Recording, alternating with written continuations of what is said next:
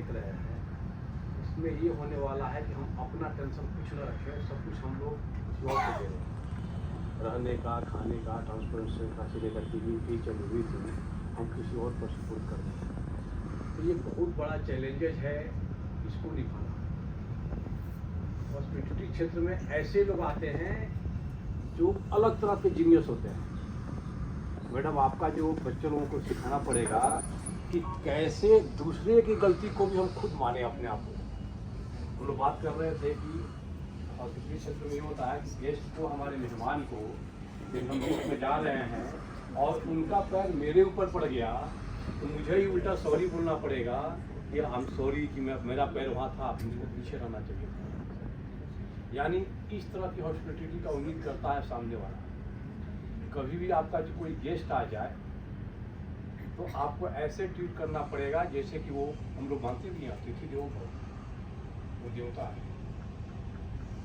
आप जिस ऑर्गेनाइजेशन में जाइए, मैं हमेशा यंग माइंड्स को बोलता हूँ कि आप अपना लक्ष्य ये मत बनाइए कि हम कुछ पैसा कमा लें या कुछ नेम एंड फेम कमा लें। आप अपने जीवन का लक्ष्य बनाइए, परिवर्तन करना है। Go for change. जहाँ भी आप जाइए, जिस इंस्टीट्यूशन में जाइए, जिस होटल में जाइए, जिस कंट्री में जाइए, वहाँ जाकर के आप इस तरह का काम कीजिए कि वहाँ का जो भी अच्छाइयाँ हैं वो और अच्छा हो, जो कमी है वहाँ पर, जो वहाँ की बुराइयाँ हैं वो दूर हो, वो परिवर्तित हो। इसी मिशन के हिसाब से हमको काम करना पड़ेगा, तभी हम बदल पाएंगे। मैडम, जब आपका हमको इनविटेशन मिला for delivering lecture on integrity, ethics and morality, तो हमको लगा कि ये इथिक्स में और मोरल वैल्यू में अंतर कहाँ से आता है। तो मुझको सबसे अच्छा एग्जाम्पल मिला जो 26/11/2008 में मुंबई में आतंकवादी हमला हुआ था, और उस हमला में होटल ताज पर भी और बाकी भी जगह पे जहां हमारे मेहमान रह रहे थे, हमारे विदेशी मेहमान रह रहे थे, उसको भी अटैक किया गया, निशाना पर लाया गया। जरा सोचिए कि कैसा लोगों की मेंटलिटी है कि जहां हमारे गेस्ट हैं, जहां हमारे मेहमान हैं, उस पर लोग अटैक कर रहा है। लेकिन उसको भी, उसका पर्पस ये नहीं था कि हमको ताज पे अटैक करके या कहीं अटैक करके हमको कुछ करना है। उसका पर्पस था कि हम इंडिया को बदनाम कर दें, कि जो अपने गेस्ट को नहीं केयर कर सकता है, जो अपने मेहमान लोगों का नहीं सुरक्षा कर सकता है, वो किसी काम का नहीं है। लेकिन धन्य थे ताज के वो हॉस्पिटलिटी वाले लोग, वहाँ के एक एक लोगों ने, मैडम आप जरा पढ़िएगा उसके बारे में, कि वहाँ के लोगों ने अपनी जान की कुर्बानी दे दी ताकि हमारे गेस्ट को कुछ नहीं हो। किसी को चोट लगा, उनको लेकर हॉस्पिटल भागना, उसी गोली बारूद चल रहा है और उसमें वो अपना लगे रहे। एक और मैं बताना चाहता हूँ, उसमें रतन टाटा भी वहाँ पहुँच गए थे जब वहाँ पर ताज को अटैक किया जा रहा था।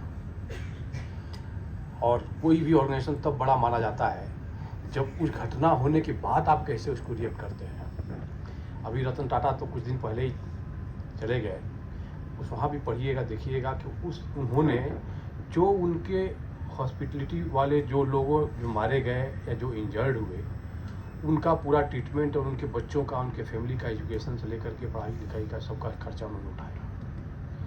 इसको बोलते हैं that is branded company. IIHM जैसे मैं पिछली बार आया था और इस बार आया हूँ, मैं भी ये बोल रहा हूँ कि IIHM भी एक ब्रांडिंग की तरफ जा रहा है। मैं IIT से पढ़ाई किया था, लोग बोलता कि IIT का ठप्पा लगना बहुत बड़ी बात होती है। वैसे ही देखिएगा, जिस तरह से आप ग्रो कर रहे हैं, कुछ दिन बाद ये आएगा कि IIHM का ठप्पा लग जाए, फिर देखिएगा हमारा कहीं कुछ नहीं होता है।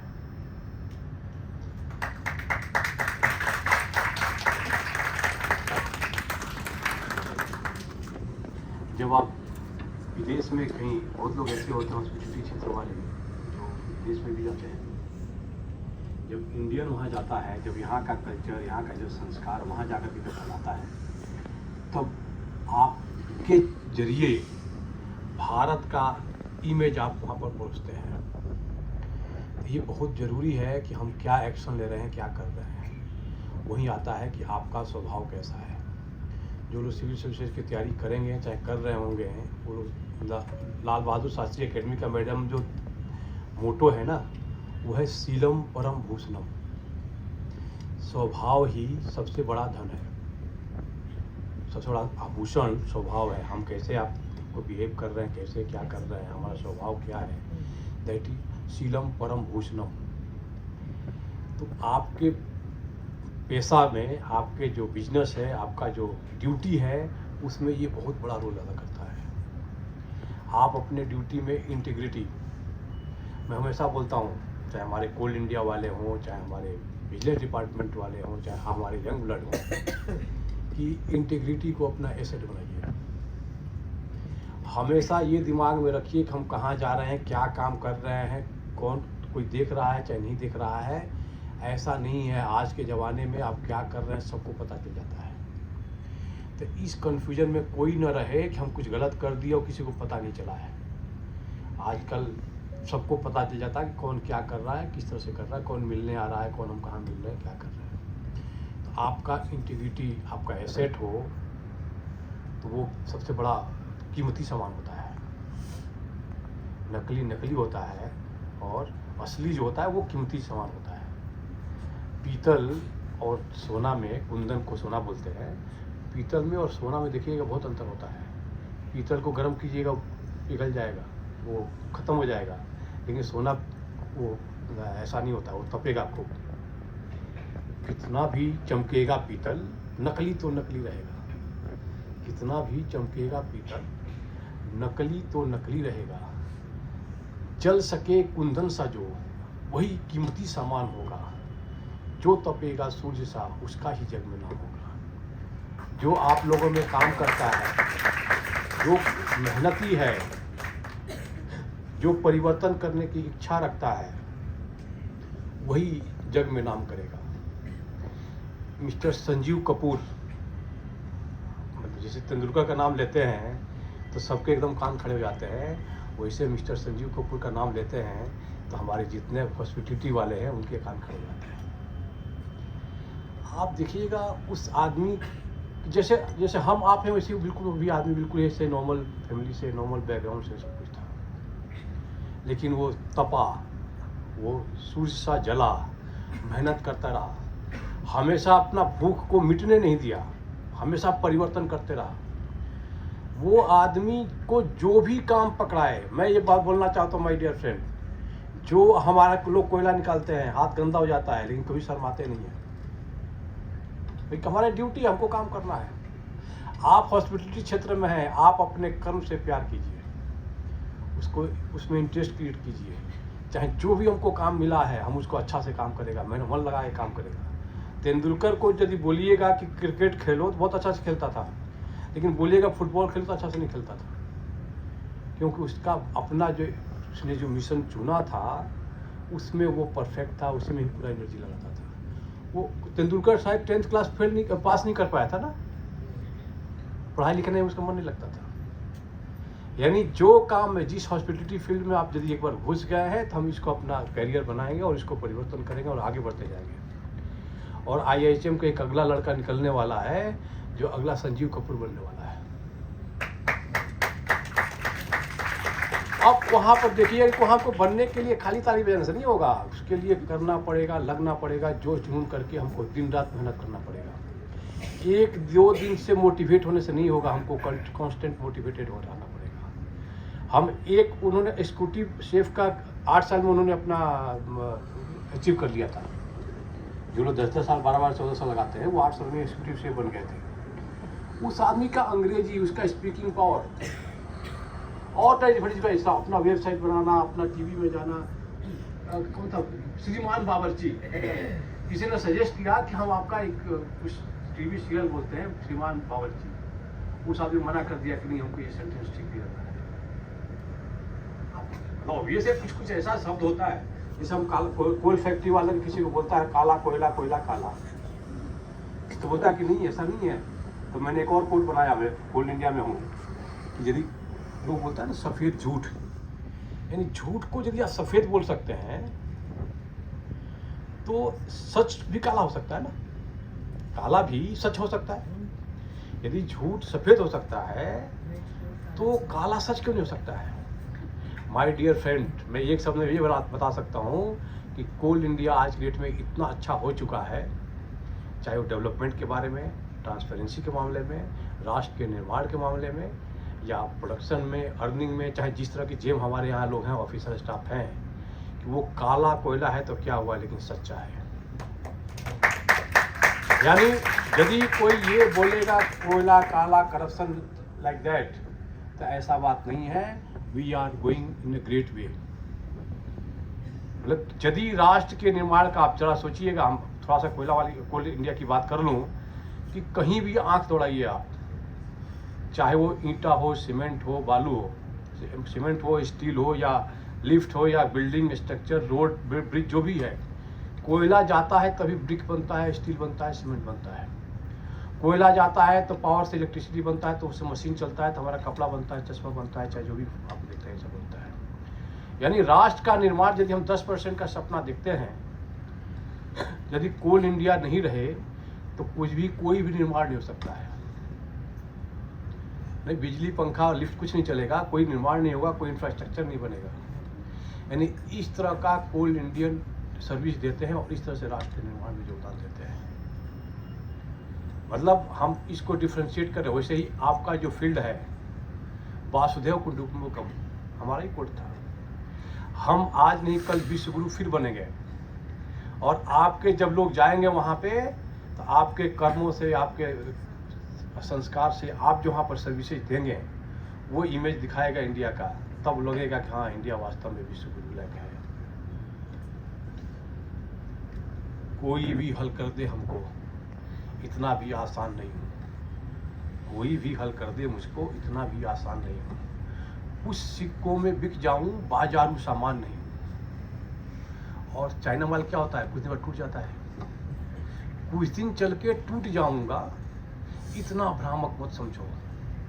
कुछ दिन चल के टूट जाऊंगा, इतना भ्रामक मत समझो। फौलादी हिंदुस्तानी हूँ, मिडिल चीन जापान नहीं हूँ। मिडिल चीन जापान नहीं। किसी जोश जुनून में यदि कोई विदेश में, चाहे हमारे हिंदुस्तान में, हिंदुस्तानियों में कुछ बात करे, तो बोलना पड़ेगा आप हम पर विश्वास रखिए, हम हिंदुस्तानी हैं, हम IIHM के स्टूडेंट्स हैं, आप हम पर फेथ रखिए। आपके प्रोफेशन में क्या यही सब तो है। बात करने का तरीका, आपकी ऑनेस्टी, आपको सत्य बोलने की स्ट्रेंथ, सबसे बड़ा एसेट होता है कि मैं झूठ नहीं बोलूँगा। किसी भी होटल में, किसी भी इंडस्ट्री में आप काम कीजिए, जो बोलिए वो करिए, सामने वाला जो कस्टमर होगा उसका विश्वास बढ़ेगा आपके ऊपर।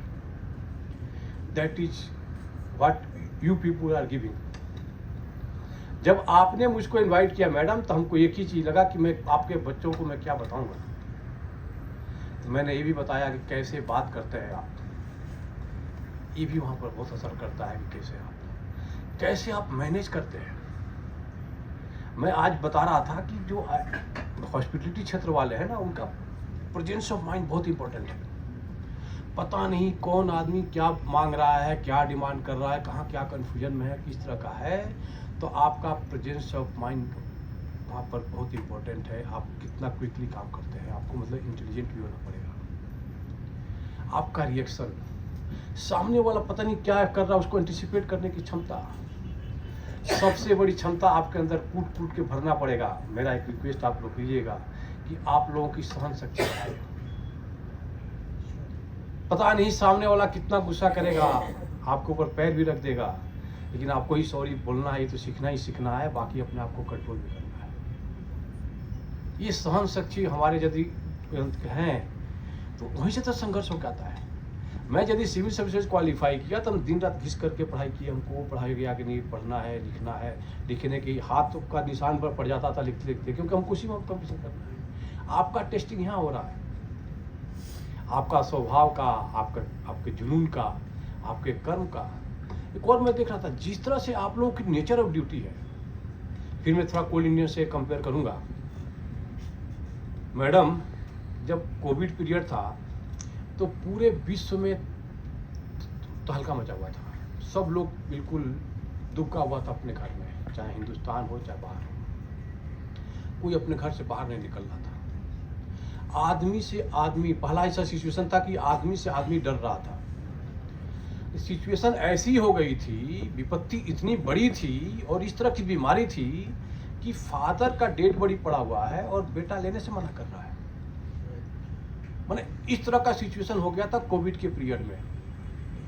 लेकिन माय डियर फ्रेंड, जरा पूरे हिंदुस्तान के किसी गली में, किसी चौराहे का, चाहे किसी लिफ्ट पे या किसी के देख लीजिए, कोई भी इलेक्ट्रिसिटी के चलते कोई एक बल्ब ऑफ हुआ, कोई ऑक्सीजन प्लांट चलना बंद हुआ because of lack of electricity, या इलेक्ट्रिसिटी का कोई भी प्रॉब्लम हुआ?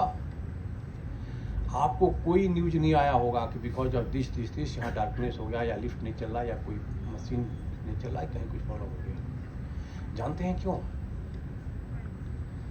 क्योंकि मेरा हर कोल इंडियन उस विपत्ति काल में भी अपनी जान का परवाह नहीं किया, अपने फैमिली के, अपने बच्चों का जान का परवाह नहीं किया, और घर से बाहर निकला, माइन में गया, कोल का प्रोडक्शन किया, कोल को ट्रांसपोर्ट कराया, पावर प्लांट में भेजा, ताकि देश मुसीबत में है, कुछ और मुसीबत में आ जाए।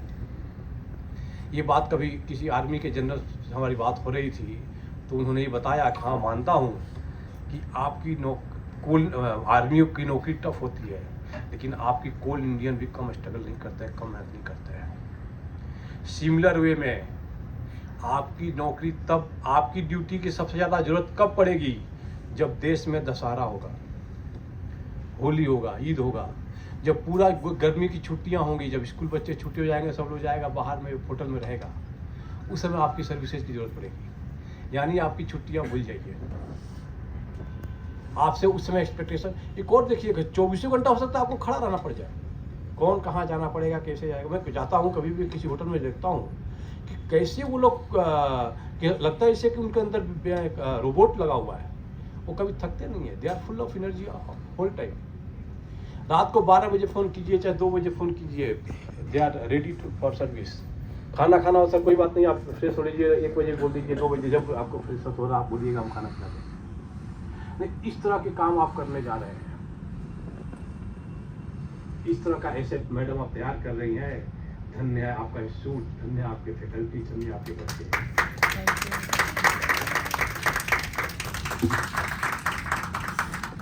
एक और मैं थोड़ा सा पढ़ाई की बात कर लें। आप यहाँ से जो भी सीखेंगे, टेक्निकल वाली चीज़ें हों चाहे जो भी हो, जब आप यहाँ से जो भी लर्न करके जा रहे हैं, आपके यहाँ थ्योरी ज़्यादा, प्रैक्टिकल ज़्यादा होता है, थ्योरी कम और प्रैक्टिकल ज़्यादा होता है, और होना भी चाहिए। कोई भी हॉस्पिटलिटी क्षेत्र का इंस्टीट्यूशन वही अच्छा माना जाता है जहाँ पर प्रैक्टिकल वाले चीज़ें या इंटर्नशिप वाली चीज़ें और जो ट्रेनिंग वाली चीज़ें वो ज़्यादा कराई जाए। तो आप यहाँ जो भी सीखेंगे वो जाके वहाँ पर यूज करना है, ताकि आप डिसीजन ले सकें। डिसीजन लेने में हमेशा आदमी को कन्फ्यूजन होता है कि पता नहीं ये बोलूँ कि ये बोलूँ, इसको ये रूम दूँ कि ये रूम दूँ, या ये काम करना है कि वो काम करना है। डिसीजन, कोई भी डिसीजन लेने के लिए ज़रूरत पड़ता है नॉलेज का, एक्सपीरियंस का, आपके क्षेत्र में ट्रेनिंग का, कॉन्फिडेंस का। और रविन्द्रनाथ टैगोर की धरती पर वह हूँ, उन्होंने का एक कविता था ना, where mind is without fear and head is head high. और ये भी कि जो फियरलेस वहाँ माहौल हो, यानी करप्शन फ्री माहौल हो, कोई वहाँ पर निगेटिविटी ना हो, वहाँ पर वर्किंग कल्चर वहाँ का अच्छा हो, तब आप देखिएगा डिसीजन लेने में आपको बहुत सहूलियत होती है। तो आपके प्रोफेशन के साथ मैं एक और ऐड करना चाहता हूँ कि आपका जो इनपुट होना चाहिए, आपका जो नॉलेज होना चाहिए, वो अभिमन्यु वाला नॉलेज नहीं होना चाहिए जो आधा अधूरा ज्ञान है। अभिमन्यु में क्या था, आप पढ़िएगा थोड़ा महाभारत में, उनको पूरा ज्ञान नहीं था चक्रव्यूह भेदने का। और दुर्भाग्य की बात यह है कि उस लड़के ने जन्म के बाद सीखने की भी इच्छा नहीं की। जो उनके गुरुजी थे भगवान श्री कृष्ण, उनके पिताजी थे अर्जुन, इन दोनों को पता था कि चक्रव्यूह कैसे भेजते हैं। घर में ही टीचर थे, लेकिन अभिमन्यु ने सीखने की कोशिश भी नहीं की। तो बड़ा गलती ये है, जो ठीक है और अधूरा ज्ञान था उनको, लेकिन उन्होंने सीखने की कोशिश नहीं की। ऐसे तो ज़्यादा बड़ा गुनाह है। और जो आदमी कंप्लीट ज्ञान के सीखने की कोशिश नहीं करता है, उसका पराजय तय नहीं है, उसको तो मरना ही होता है।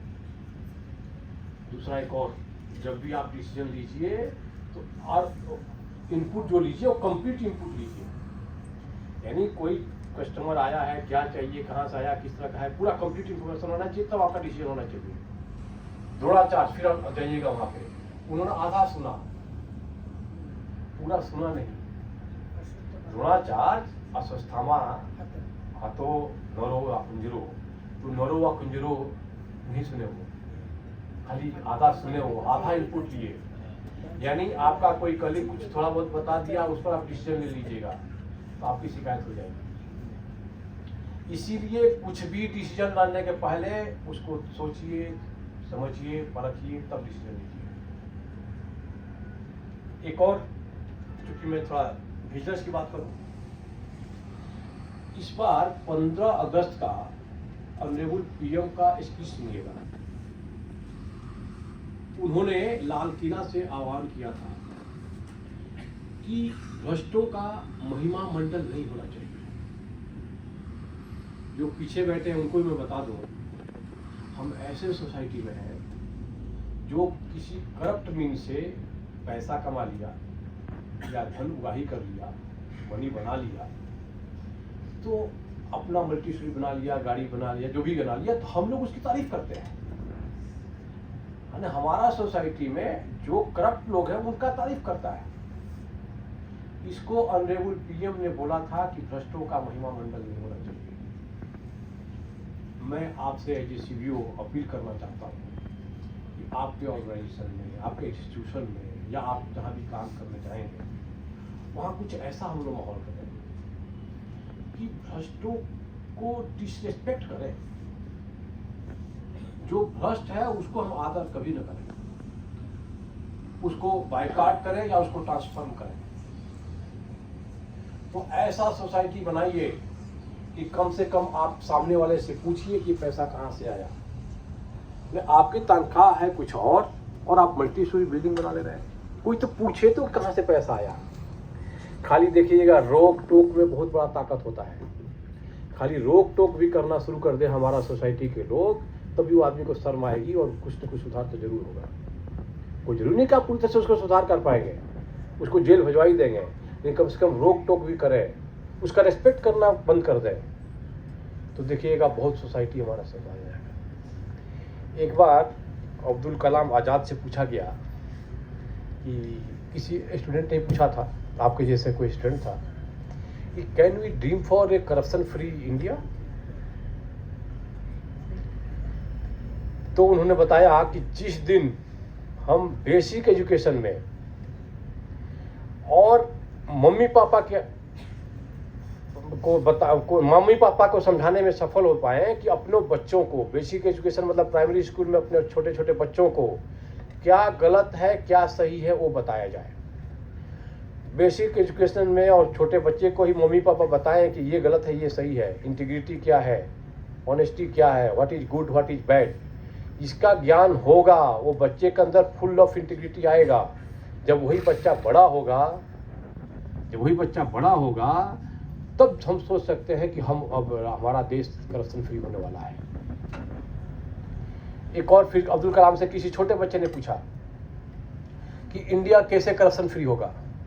तो उस बच्चे से दो चीज उन्होंने बोला, आप लोग ध्यान से सुनिएगा। उन्होंने बोला कि जिस दिन तुम अपने मम्मी पापा, देखिए मनी मेकिंग दो तरह का होता है, मेकिंग मनी इज क्राइम, बताया ना, करप्ट मीन से जो है, making money is crime, earning money is spiritual. Making money means आप किसी गलत माध्यम से पैसा कमाए या गलत सोर्स से कमाए या कुछ बेईमानी से करके अपने, that is making money. Earning money means हमको जो सैलरी मिलता है, हमारे जो कैलिबर से, हमारे मेहनत से, हमारी ईमानदारी से कमाई की जो होता है, that is earning money. Making money is crime. तो यदि तुम्हारे पिताजी मेकिंग मनी यानी क्राइम करके पैसा ला रहे हैं, उससे गाड़ी खरीद रहे हैं, उसका बंगला खरीद रहे हैं, उसका कुछ सामान खरीद के दे रहे हैं आपको, आप अपने पिताजी को मना कराओ या पूछो पापा कहाँ से पैसा आया, मैं इस पे गाड़ी में नहीं चढ़ूंगा। जिस दिन हर बच्चा अपने पेरेंट्स को रोक टोक करना शुरू कर देगा कि कहाँ से आया बताइए, हम इसका यूज नहीं करेंगे, उसका बाइकाट करना शुरू कर दीजिएगा, देखिएगा आधा करप्शन हो जाएगा। ये अब्दुल कलाम साहब ने छोटे बच्चे को बताया था कि स्कूल में पढ़ा रहे थे। दूसरा, उन्होंने उसी बच्चे को बताया कि आज से आप बोलो, मेरे साथ रिपीट करो, अपने स्टाइल में अलग तरह से पढ़ाते थे ना। भले प्राइम मिनिस्टर थे, प्रेसिडेंट बन गए थे, क्या है थे, बेसिकली वो टीचर थे, साइंटिस्ट थे, लेकिन बेसिकली वो टीचर थे। छोटे को भी पढ़ाते थे, बड़े को भी पढ़ाते थे। धन्य है ऐसे लोग कि जो मतलब हर चीज़ होने के बाद कोई वो नहीं है। रतन टाटा भी उसी सीरीज में आते हैं। रतन टाटा के भी देखिएगा, कहीं कुछ इस तरह से घमंड नहीं था, कहीं कुछ नहीं था। उन्होंने उस बच्चे को बताया कि मेरे साथ बोलो कि मैं पापा से कॉस्टली जूता का डिमांड नहीं करूँगा, किसी कॉस्टली चीज़ का डिमांड नहीं करूँगा, या कोई ऐसा डिमांड नहीं करूँगा जो हमारे पापा के हैसियत से बाहर का हो। यानी वो मेकिंग मनी द क्राइम, उस वाला सीरीज में उनको जाना पड़े, ऐसा कभी मैं डिमांड नहीं करूँगा। नहीं, ऐसी शिक्षा हमको अपने बच्चों को देना पड़ रहा है। ये बात मैं आपको रिपीट करने आया हूँ कि हमको ऐसी mentality, that is culture of integrity, इसको हमको अपना सोसाइटी में लाना है, अपने अंदर लाना है। तो ये हम आपको बताना चाहते हैं। मेरा एक और काम कर दीजिए कि मैं तो विजिलेंस ऑफिसर हुई, मेरे साथ में 4-5 और मैडम और सर दोनों आदमी आए हैं और विजिलेंस ऑफिसर है अभी लोग। तो आप सबको बोलता हूँ कि आप भी विजिलेंस ऑफिसर बन जाइए और जो करप्ट हैं उनको बाइकाट करने का शुरू किया जाए। जब हम विजिलेंस ऑफिसर बनेंगे तो खुद सतर्क रहेंगे और अपने कलीग को सतर्क रखेंगे। जब हम और हमारा कलीग सतर्क रहेगा तो हमारा पूरा डिपार्टमेंट सतर्क रहेगा, हमारा पूरा क्लासरूम सतर्क रहेगा। ऐसे करते करते हमारा पूरा गांव, पूरा शहर, पूरा हमारा स्टेट से होते हुए पूरा देश हमारा सतर्क रहेगा। जब सब लोग सतर्क रहेगा फिर करप्शन ऐसे ऑटोमेटिकली भाग जाएगा। एक और काम कीजिए बच्चे लोग, जो गलत है उसको विरोध करना शुरू कीजिए, जो असत्य है उसको हाँ करना ना, उसको ना करना शुरू कीजिए। यदि मैडम चाहे सर चाहे कोई बॉस आपका बोलता है कि ये करो, यदि वो गलत है तो आप हिम्मत रखिए कि हम ना कर सके। मैं रेलवे ऑफिसर हूं और रेलवे में भी मैं विजिलेंस पे था। तो एक वहां पर कविता बनाया था, कविता एक मैडम एक कविता बनाया था मैं रेलवे में जब विजिलेंस में था, तो कि वक्त के इस दौर में, उम्र के इस पड़ाव पर, वक्त के इस दौर में, उम्र के इस पड़ाव पर वसूलों को ताक पर क्यों रखे हम, वसूलों को ताक पर क्यों रखे हम, गलत को गलत ना सही पर सही भी क्यों कहें हम, गलत को गलत ना सही पर सही भी क्यों कहें हम। माना बहुत कुछ सीखना बाकी है, माना कि बहुत कुछ सीखना बाकी है, पर माता पिता और गुरुजनों ने जो सिखाया, माता पिता और गुरुजनों ने जो सिखाया, उसी मूल्यों पर तो आज तक टिके हुए हैं हम। ईमानदारी हो मेरी जीवन शैली क्यों भूले हम, ईमानदारी हो मेरी जीवन शैली क्यों भूले हम। इस तरह से चलना है हमको, ईमानदारी के रास्ता पे चलना है। एक और हम लोग ऑल इंडिया में last year chief of army staff general P Malik, जो कारगिल वार के समय में चीफ ऑफ आर्मी स्टाफ थे, उनको बुलाए थे। उन्होंने हमको एक कोट बताया नाम नमक निशान, नाम नमक निशान। यानी हम जहां रहेंगे, जिस कंपनी में रहेंगे, जिस ऑर्गेनाइजेशन में रहेंगे, उसका नाम हमको ऊंचा बढ़ाना है। वो हमको सैलरी दे रहा है, उसका हम नमक खा रहे हैं तो उसका नमक का कीमत अदा करते रहना है। और उसका निशान IIHM का जो झंडा निशान है उसको ऊंचा करना है। तो इस नाम नमक निशान वाले मिशन पे हमको काम करना है। और देखिएगा हम लोग आज नहीं तो कल बहुत अच्छा पढ़ने वाले हैं। एक और था, मैं कहीं लिखा था ईमानदारी और इंसान। तो मैंने बताया ईमानदारी में बड़ी ई होती है और इंसान में छोटा ई होता है। मतलब ईमान में बड़ी ई होती है और इंसान में छोटी ई होती है। यानी ईमान बड़ा होता है इंसान से, ईमान बड़ा होता है इंसान से। ये सब ऐसे टिप है आपको याद करने के लिए। एक और था, इथिक्स में और मोरल वैल्यू में क्या अंतर है। हमारी कोई इच्छा हो रही थी कि ये बहुत गरीब आदमी है, हम अपना कुछ रूल को वायलेट करके इनको हेल्प कर दें, कुछ कंपनी का चुनाव भी लग जाए कोई बात नहीं, लेकिन उनको हेल्प कर दें, मतलब क्योंकि हम मोरली डाउन हो गए या कुछ सिंपैथी में आ गए। That is not ethics. Ethics है यदि कोई रूल्स रेगुलेशन को फॉलो करते हुए जा रहे हैं।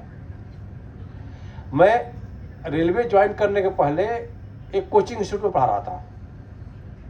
उस कोचिंग इंस्टीट्यूट में बच्चे लोग सुनिए, मैं भी आपके एज के बच्चों को मैं 1993-94 में पढ़ाता था। उस कोचिंग इंस्टीट्यूट में टोटल 120 लड़के थे, लेकिन हमारे जो डायरेक्टर साहब थे उन्होंने ऐड निकाला अखबार में कि 888 लड़के सेलेक्ट हुए। टोटल 120 ही थे, लेकिन उसने अखबार में झूठ निकलवा दिया कि 888। तो जब मैं अखबार सुबह सुबह पढ़ा तो मुझको बहुत गुस्सा आया। तो मेरा एक और फ्रेंड आया कि तुमको क्या मतलब, तुम तो ऑनेस्टली पढ़ाता है ना। बोला हाँ। तो वो झूठ लिखे क्या लिखे उससे कोई मतलब नहीं, आप जाइए अच्छा से पढ़ाइए, अपना काम करके आ जाइए। अब बात आई कि मैं फिर पढ़ाया। अब आता है मोरल वैल्यू, एक होता है इथिक्स। क्योंकि मैं एज ए वहाँ पर प्रोफेसर था, टीचर था, तो मैं पढ़ाया, अपने रूल के हिसाब से पढ़ाया, दैट इज कॉल्ड इथिक्स। लेकिन मेरा मोरल वैल्यू अलाउ नहीं करता था कि हम उसकी इंस्टीट्यूट में पढ़ाएं, क्योंकि जो झूठ के बुनियाद पर टिका हुआ है ऐसे इंस्टीट्यूट में पढ़ाने का हमको कोई शौक नहीं है। ये डिफरेंस होता है इथिक्स में और मोरल वैल्यू में। कसाब ने जब पूरा बॉम्बे पर अटैक किया, इवन आपके ताज पर अटैक किया, उसको जिंदा पकड़ लिया था हमारे एक पुलिस वाले ने। वो अपने जान की कुर्बान, उसको मार भी दिया था कसाब ने, लेकिन उनको पकड़ लिया। और जब कोर्ट में उनको लाया गया तो कसाब का जो एडवोकेट था वो भी कोई इंडियन ही था। जो वकील था उसने कसाब की तरफ से लड़ा। भले वो 154 लोगों को मारा हो और इतना देश की बदनामी, चाहे बाकी सब भले देशद्रोही का काम किया हो, लेकिन एज ए इंडियन उसको तो नहीं लड़ना चाहिए था, उसके अंदर से उसके लिए आर्गू नहीं करना चाहिए था, उसके लिए वकालत नहीं करना था, लेकिन उसने वकालत किया। वो लड़ा, ऑनेस्टली लड़ा, उसको बचाने की कोशिश किया, क्योंकि उसकी इथिक्स बोलती थी कि हमको एज ए एडवोकेट हमको लड़ना है, अपने वकील को बताना है, भले वो जो भी काम किया हो। लेकिन वो आदमी मोरली कभी नहीं चाहता था कि वो उसको सपोर्ट करे, लेकिन एक बार सपोर्ट करने चला गया तो अपना इथिक्स को रखना है। माय डियर फ्रेंड, जब इस तरह से डिलेमा आए तो हमेशा अपने इथिक्स को टॉप पे रखिए। वो वकील बहुत अच्छा काम किया, क्योंकि अपना इथिक्स के हिसाब से वो पूरा जी जान लगाया, बढ़ता रहा। That is difference between ethics and moral value. या तो आप केस लीजिए ही मत, यदि आपको लग रहा है कि हम पलट जाएंगे तो आप केस लीजिए मत। यदि एक बार केस ले लिए, यदि हम IHM आज हम ज्वाइन कर ले रहे हैं तो हम IHM के लिए जिएंगे। हम तो रेलवे ऑफिसर हैं, हम अभी डिप्यूटेशन में आए हैं कोल इंडिया में, तो हमने डिसीजन ले लिया कि हमको IHM में यहाँ पर कोल इंडिया में हमको एज CBO नौकरी करना है, तो हम हमारा अगले जो 3 साल होगा वो कोल इंडिया के लिए होगा। वहाँ हमको कोई ऐसा सिंपैथी ऐसा आना नहीं चाहिए। रेलवे वाला कोई हमारे यदि कोल इंडिया की शिकायत आज की डेट में करता है, पता है हाँ रेलवे अच्छा है, अंग्रेजों के ज़माने से पता नहीं क्या क्या है, लेकिन कुछ शिकायत करता है तो हम नहीं बर्दाश्त करते हैं, क्योंकि हम आज की डेट में इसका नमक खा रहे हैं। आज हमारा इथिक्स ये बोलता है कि हमको कोल इंडिया की तरफ से करना है। तो ये डिफरेंस आता है। मतलब हमेशा जब भी कुछ आप अंदर से दुविधा में पड़ जाओ तो हमेशा इथिक्स मतलब होता क्या है, रूल्स रेगुलेशन नियम, दैट इज कॉल्ड इथिक्स। हमेशा इथिक्स को टॉप पे रखिए, that is called corporate ethics. Vigilance awareness week में आपने बताया था। एक और हम लोग देखे थे, रामायण में देखते आए हैं, भगवान श्री राम के 2 भक्त थे। फिर मैं डिसरेस्पेक्ट टू करप्ट पीपुल उस पर जा रहा हूँ। हम लोग रामायण काल में देखिए, भगवान श्री राम के 2 भक्त थे, एक हनुमान जी थे, एक विभीषण थे। हनुमान जी को हर गली चौराहे में, हर गांव में, हर कोने में पूजा की जाती है। विभीषण का कहीं पूजा नहीं किया जाता है। विभीषण की पूजा नहीं होती है। आप देखिएगा ना, हमारे यहाँ बहुत लोग ऐसे हैं, सोसाइटी में हम लोग विभीषण को रहे, तुम तो विभीषण है। माय डियर फ्रेंड, कभी ऐसा काम नहीं करना है कि विभीषण की उपमा हमको मिले, चाहे विदेश में नौकरी करें चाहे यहाँ नौकरी करें। विभीषण की पूजा कहीं नहीं की जाती है, क्योंकि वो देशद्रोही था। मतलब एक कविता में पढ़ा था कहीं से कि विभीषण राम जी के भक्त थे, ये जानते सब है, मगर जो देशद्रोही है उसे पूजा नहीं जाता। मतलब हो गया कि हमको शुरू से ही बताया जा रहा है, रामायण काल से बताया जा रहा है कि जो करप्ट है, जो देशद्रोही है, यानी किसको पूजा करना है, किसको पूजा नहीं करना है, हमको शुरू से बताया गया है। तो हम ऐसे देश में रहते हैं जहां हमको सब पता है। तो आज से माय डियर फ्रेंड से मेरा काम कर दीजिए कि जो करप्ट है उसको रिस्पेक्ट करना तो बंद कर दें, उसको रोक टोक भी शुरू कर दें। एक और मैं यहाँ बताना चाहता हूँ कि PIDPI एक रेजोल्यूशन होता है जो CBC ने लॉन्च किया था।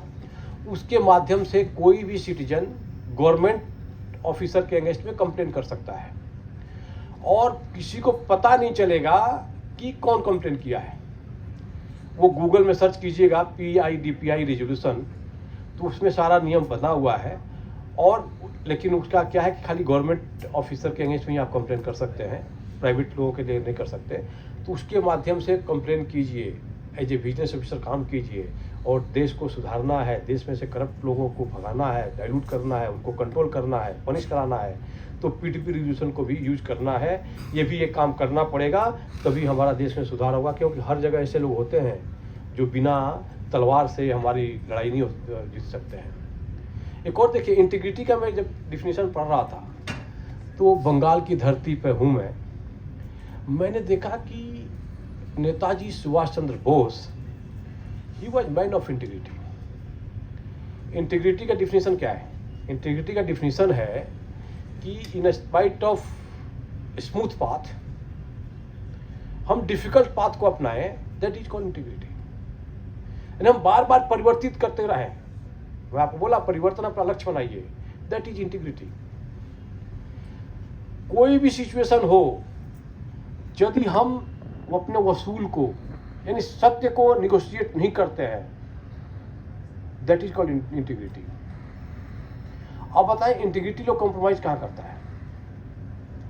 99% लोग इंटीग्रिटी कॉम्प्रोमाइज करता है अपने स्वार्थ के लिए, कि हमको 10 रुपया मिल जाए या कुछ मेरा कलकत्ता में पोस्टिंग बनी रह जाए, वहाँ लोग इंटीग्रिटी कॉम्प्रोमाइज करते हैं। इंटीग्रिटी में और थोड़ा समझा दूं कि मैं आपके यहाँ किसी फंक्शन में गया और मैं नॉनवेज नहीं खाता हूँ, लेकिन आप ऐसे हैं कि सारा आइटम ही नॉनवेज वाला है। अब आपका घर परिवार पूरा समाज आ गया कि नहीं सर खा लीजिए हमारी इज्जत की बात है। और मैंने क्या किया, आपका स्थिति देखते हुए, परिस्थिति देखते हुए मैंने नॉनवेज खा लिया। इसका मतलब हो गया कि मैंने अपने इंटीग्रिटी को तोड़ दिया, कॉम्प्रोमाइज कर दिया। लेकिन नॉनवेज आपके यहाँ में खाया, इसमें कोई बेईमानी नहीं किया, मतलब इसमें ईमानदारी और बेईमानी वाला बात कुछ नहीं है।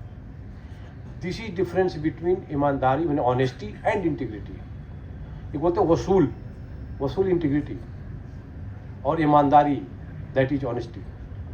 यानी ऑनेस्टी का एक्सट्रीम पार्ट हो जाए, ईमानदारी का एक्सट्रीम पार्ट हो जाए, दैट इज कॉल्ड इंटीग्रिटी।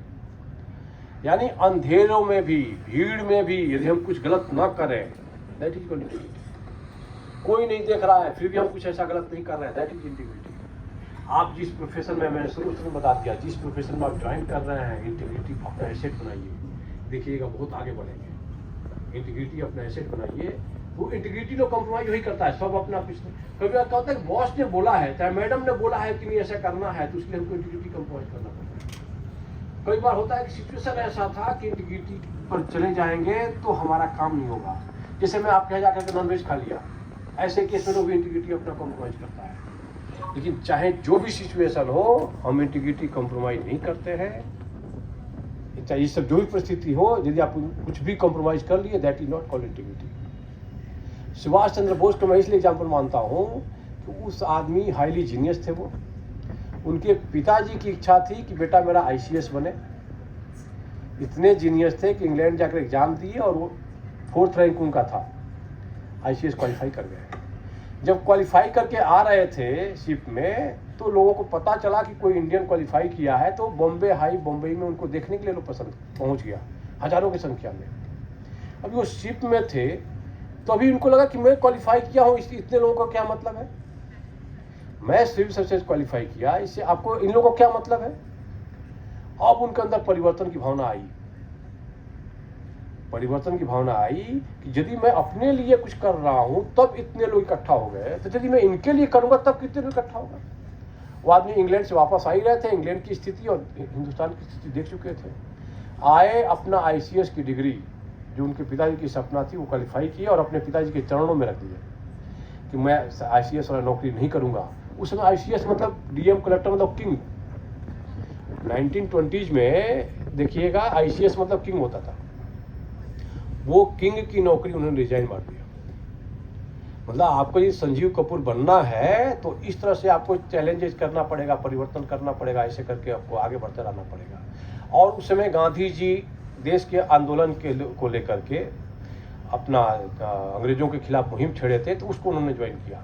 वहां भी जाकर के उन्होंने इतना काम किया कि कांग्रेस के वो प्रेसिडेंट बन गए। मैंने वहां पर भी जाकर के दिन रात मेहनत करते थे, लगे रहते थे, जुनून में रहते थे, कैसे हम देश को आज़ाद करें, वो सारा काम करते थे। और 1940s के आसपास he was president of Congress. लेकिन वहां देखे कि यहाँ तो धूल मूल चल रही है, लग रहा है कि हमारा मिशन जो सक्सेस नहीं हो पाएगा, तो उन्होंने उस कांग्रेस को भी छोड़ दिया। जिस कांग्रेस को ज्वाइन किया उन्होंने ICS की नौकरी छोड़ करके उस कांग्रेस को भी छोड़ दिए, और फिर अलग से उन्होंने आज़ाद हिंद फौज का फॉरवर्ड ब्लॉक बनाया और वो सारा काम किए जो अंग्रेजों को हम लोग परेशान करते रहे, अंग्रेजों को रोकते रहे, अंग्रेजों का जीना हराम करते, वो सारा काम उन्होंने किया था। चाहे वो जर्मनी जाना पड़े, चाहे आपको पता ही होगा क्या क्या उन्होंने नहीं किया। मतलब ही वाज द मैन जो अच्छा खासा कांग्रेस का प्रेसिडेंट था। वो कल के दिन या तो प्राइम मिनिस्टर बन सकते थे या कोई ना कोई बड़ा मंत्री बनते जब भी आज़ाद भारत होता, उसको उन्होंने छोड़ दिया और नया फिर से स्ट्रगल किया। यदि आपको टॉप करना है, लाइफ में सक्सेसफुल होना है, तो आराम की नौकरी को त्यागिए और डिफिकल्ट पथ को कीजिए और फिर उसको भी टॉप पे जाइए, फिर उसको छोड़ के फिर आगे बढ़िए। यानी अपना बी हंग्री, ऑलवेज हंग्री। ये integrity, that is called integrity. इस तरह से हम लोग को जाना पड़ेगा। That's all, thank you.